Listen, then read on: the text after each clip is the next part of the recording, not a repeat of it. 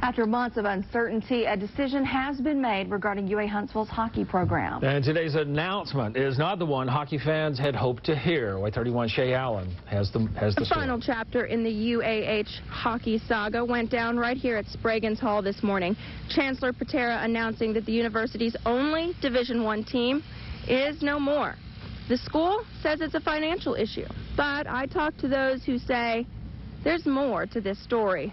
The question is, how can you treat UAH differently than UAB? How can you treat the hockey program differently than any other sport in the UA system? Former Huntsville City School Board President Doug Martinson isn't the only one with questions about Chancellor Patera's decisions regarding not only UHA hockey, but the university as a whole.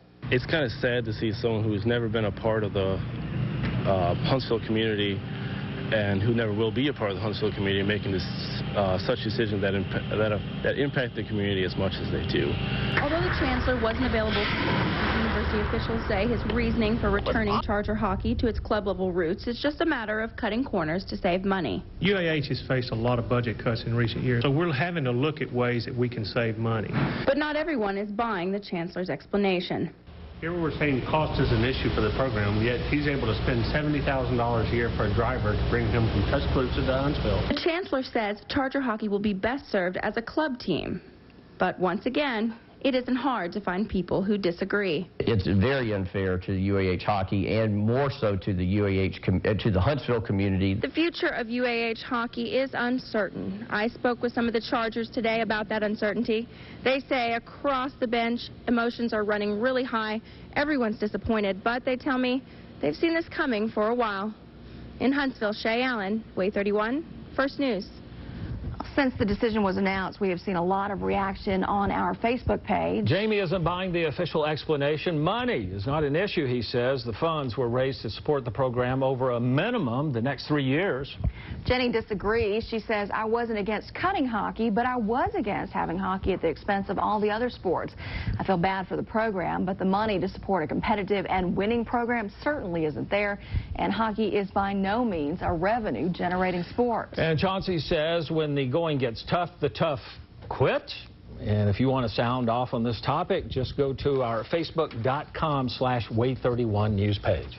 In the wake of Monday's decision to curb UAHuntsville's Division I hockey program, Huntsville politicians and community leaders are voicing their concerns. WAAY 31's Shea Allen has more. Monday's announcement has alumni and some city leaders concerned that UAHuntsville decisions are being made by disconnected leadership. In fact, there isn't a single UAHuntsville graduate on the State Board of Trustees. And now that the D1 hockey program finds itself on ice, community leaders say the city deserves some straight answers. The university is spending $70 million for a football stadium for the UAB football team, and we're wondering where's our support. Huntsville City Councilman Bill KLING is a big supporter of UAHuntsville hockey. In fact, just days ago, he proposed the city give the program $50,000 to show university system leadership that UAH hockey had full community support. But the council's act of good faith came too late for the school's acting president. I think he pretty much had his mind made up during this whole process. It just seemed like the skids were being greased before a decision was actually announced publicly. UAHuntsville alumni who worked to build support and raise more than $500,000 to fund the program for the next 3 years feel their efforts were pointless. I think we could have raised $10 million and the answer would be the same thing. At least that's how I perceive things.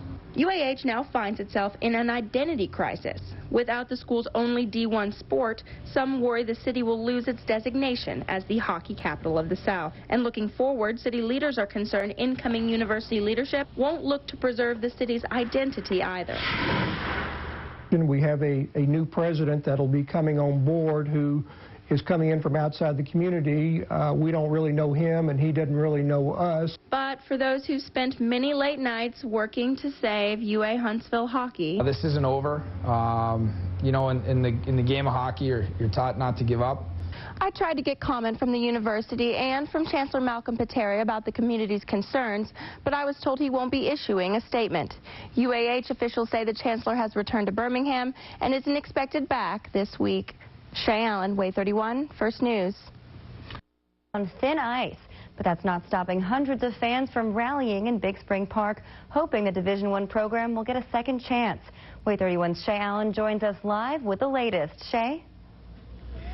Yeah, Rebecca, these UAH hockey fans aren't taking no for an answer. After last month's decision to curb Huntsville's only D1 sport, these fans have come together to make a statement. Let's take a look.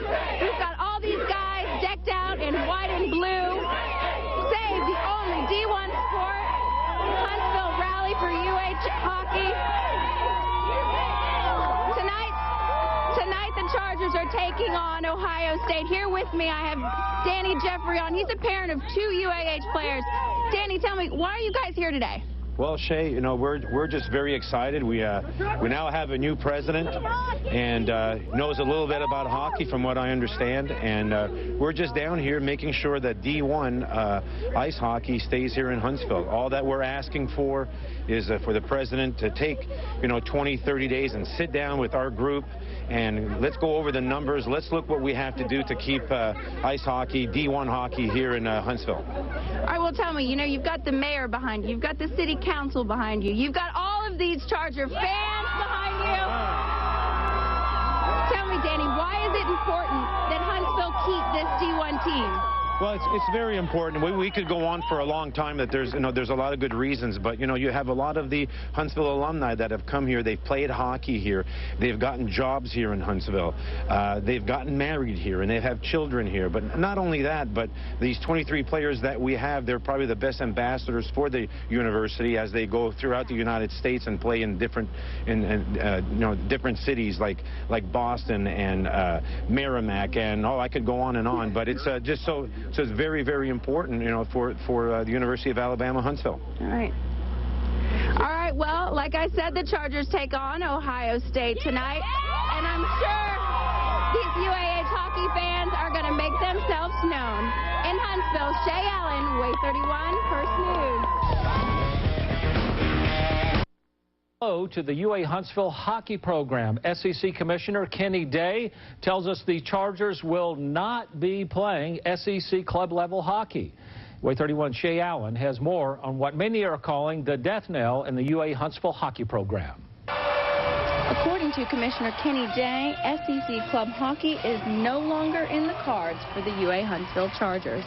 It would not be a possibility due to the fact that our members have expressed to me that they're not interested in expanding. That puts a big hole in UA Chancellor Pater's plan to, quote, return the program to its club-level roots. If anyone thought that they could simply join the SEC Hockey Conference, they were badly mistaken. Shortly after the decision was announced, Athletic Director E.J. Brophy said he'd look to make SEC club hockey a real possibility. But Day says he told Brophy joining the SEC wouldn't be easy. Day says now, with no conference, no ability to offer scholarships, and no incentive for experienced players and coaches, Huntsville may be on its way to losing its title as the hockey capital of the South. Huntsville's going to lose that identity, and I think it's going to be a tremendous difference in not only the talent pool, but also in the level of experience that we're going to lose in the city of Huntsville. Brophy says he'll look to instead schedule exhibition games with some SEC teams. However, head coach Chris Longo says none of the players have an interest in playing for a university club team. That makes filling the roster with an entirely new set of skaters a challenge. In Huntsville, Shea Allen, WAAY 31, First News. Members of Southside Baptist community leaders are echoing the concerns of some in the area about the direction of UA Huntsville. They say if the pattern of disregarding the community doesn't change, it may be time for the university to chart a new course and split from the University of Alabama system. WAAY 31 Shea Allen has more. We are here, and we know best how to grow the university. And that's just the problem. Lawmakers and local community leaders say there's a laundry list of recent decisions that reflect a disconnect between those making the decisions for UA Huntsville and the Huntsville community.